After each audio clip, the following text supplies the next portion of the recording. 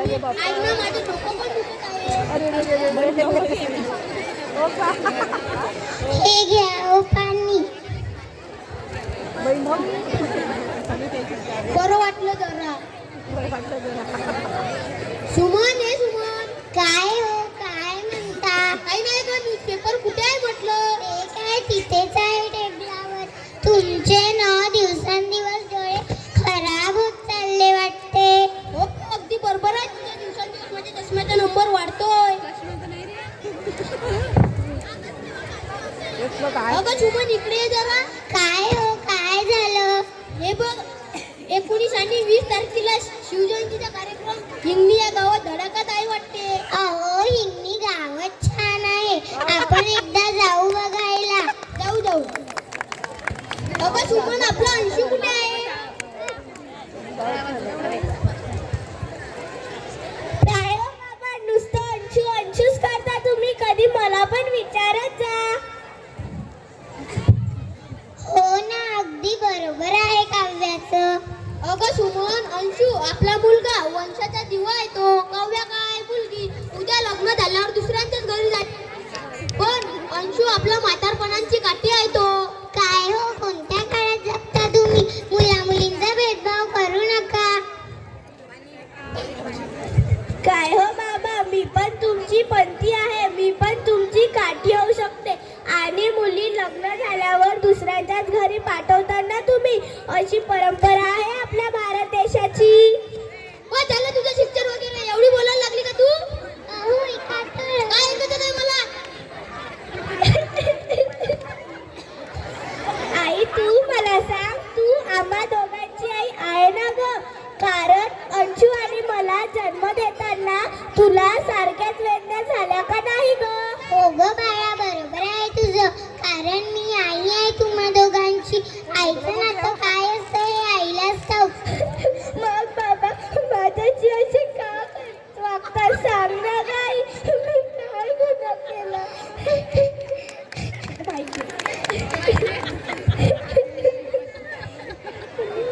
अहो सुमनताई, अहो सुमनताई. आई कोणतरी आलंय वाटते. थांब मी बघते.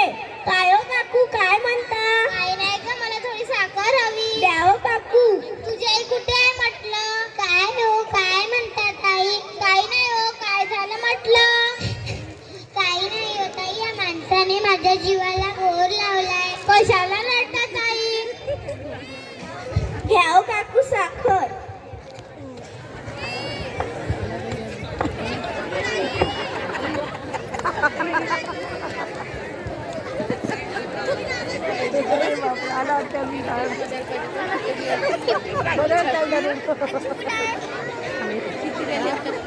कोणी आहे नाही कसं करतात.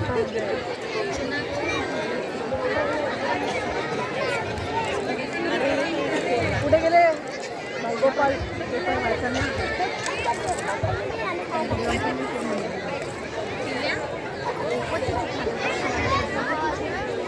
चला का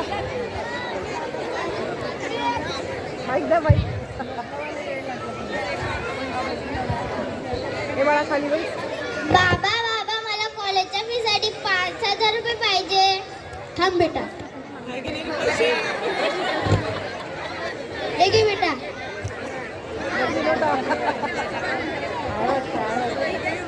दोन 2000 ना. मी दारू पी सिगरेट पी जुआ खेळ मज्जाच मज्जा. आई आई मला गाडीची चाबी दे ग. हे घे. अंशू अंशू माझ्या चष्मा दे बरं. तिथे टेबलावर आहे तो. काय हो बाबा आंधळे झालेत का तुम्ही? तिथेच काय टेबला मी नाही देत जा. हे घ्या हो बाबा चष्मा. बघा हो शेवटी काव्याच कामी आली ना तुमच्या. हो का? आज अंशू माझ्याशी कसा वागला कसा बोलला. मी काय म्हणते काव्याला UPSC साठी दिल्लीला जायचंय. आपण तिला पाठवायचं का? बघू नंतर. असा पप्पा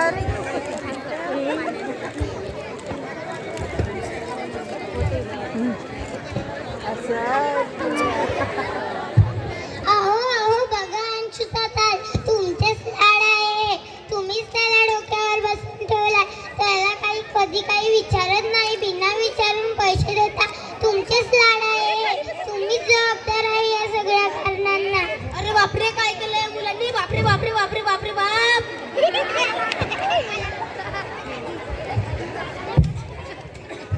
अरे नालायक, आता हेच करायचं होतं का तुला? आई तुझी गोड आहे. बाबा बाबा मला 5,000 रुपये पाहिजे. तू माझी तुला दारू प्यायला, सिगरेट प्यायला, जुवा खेळला, जा तिकडे. मी काय म्हणते, आता तरी काव्याला UPSC साठी पाठवायचं का? बोलो जोरा काव्याला. काव्या इकडे बरं. काय ग आई, काय म्हणते? आई नाही ग काव्या, तुला UPSC ची परीक्षा द्यायला पुण्याला जायचं होतं का दिल्लीला जायचं होतं? मला दिल्लीला जायचंय हो बाबा. जा मग पटकन तयारी कर. चल बाई, आता काव्याला लाडू आवडते, चकली आवडते, मी तिला पटकन पॅक करून देते. हे घे काव्या.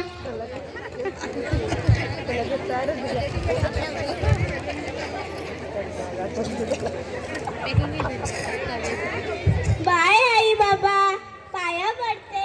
आयुष्यभर भाऊ बेटा. बाय. जे स्वप्न अंशीने पूर्ण नाही केलं ते तू करशील काव्या. हो बाबा.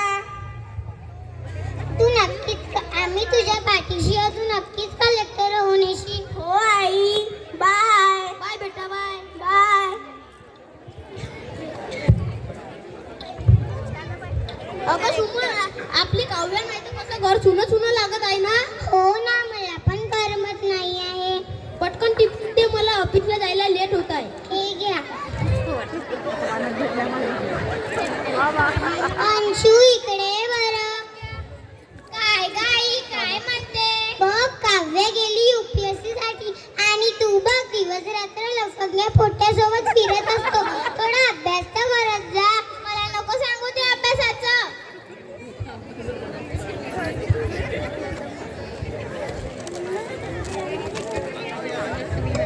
टिंग टॉंग.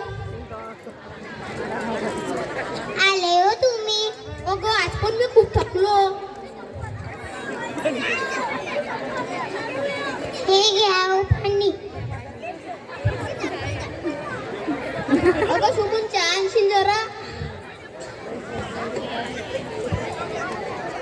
हे घ्या हो चहा. अगं सुमन, चहा साईड कर पहिले. आपल्या काव्याचा UPSC साठी नंबर लागलाय. आपल्या काव्याचा फोटो आला पेपरात. आपल्या मुलीने आपलं स्वप्न पूर्ण केलं. ओ पेढे आण लवकर. हे घ्या पेढे. तोंड गोड कर, तोंड गोड कर. चल आपण फोन लावू आपल्या काव्याला.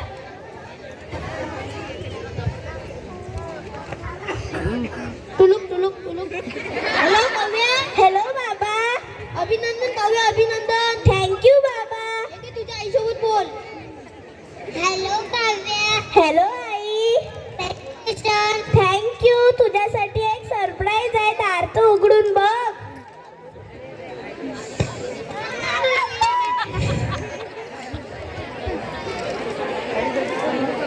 हे घे काव्या पाणी.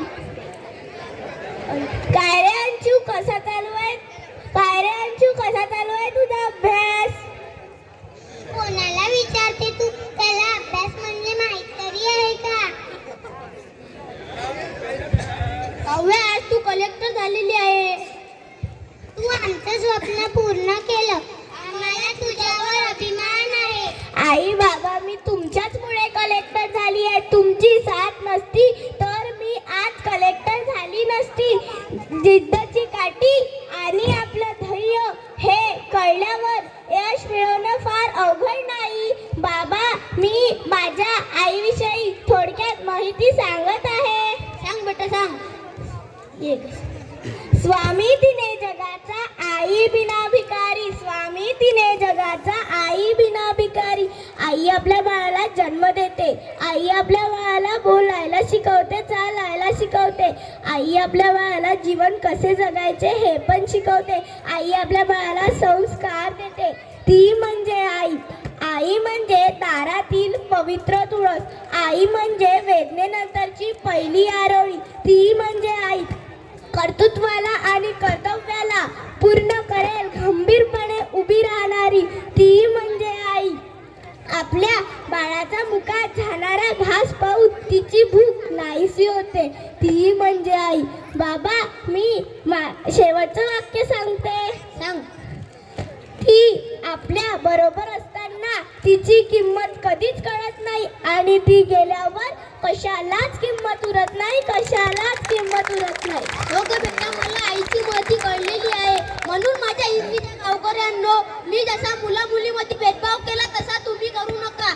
म्हणून मी म्हणतो की मुलापेक्षा मुलगी बरी प्रकाश देते तुम्ही घरी. गावकऱ्यांनो, मी एक आई आहे. आईच्या वेदना आईला असतात. प्रत्येक आई आपल्या मुलाच्या चुकीवर पांघरून टाकते, पण तुम्ही तसं करू नका. आपल्या मुलाची चूक प्रत्यक्षात आणा आणि ती तिथेच सुधारवा. मुला-मुलीत कधीही भेदभाव करू नका.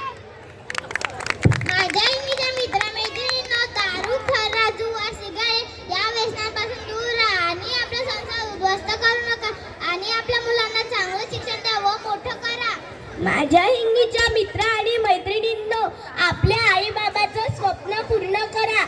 आयुष्य हे आपल्याला एकदाच मिळते. संधीचं सोनं करा. वाम मार्गाने लागू नका. जर मुलगा असेल वारस, जर मुलगा असेल वारस, तर मुलगी पण आहे पारस, तर मुलगी पण आहे पारस. मुलगा मुलगी एक समान, मुलगा मुलगी एक समान. द्यावे त्यांना शिक्षण छान, द्यावे त्यांना शिक्षण छान. मुलीचे शिक्षण म्हणजे प्रगतीचे लक्षण, मुलीचे शिक्षण म्हणजे प्रगतीचे लक्षण. मुलींना समजू नका,